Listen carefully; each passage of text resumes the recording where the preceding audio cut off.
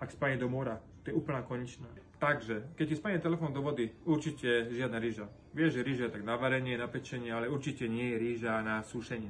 Keby už niečo, máš tabletky Ceresit, a to sú Ceresit tabletky, ktoré vysušujú vlastne samo o sebe vlhkosť, stiahujú a tak ďalej. Majú 10-krát väčšiu účinnosť ako rýža. Len prosím vás, ale tak rýža na vysušenie. Už keď tak zobrať jemne fén a prefénovať. Ja viem, že fén je, lebo fénom spustím teplo a začne tam sa oxidovať, pára vzniká a poškodzuje displej, fólie pod ním. Áno.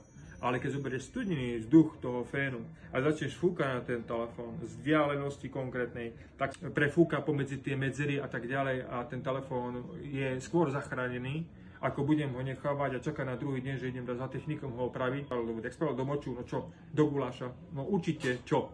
Tak jednoducho, ja viem, tvrdý som, zobrať vodu, vymyť ho vo vode ešte v nejakej rýchlosti, v čistej a chytro fénovať. Ak spadne do mora, to je úplná konečná. Spadne do mora,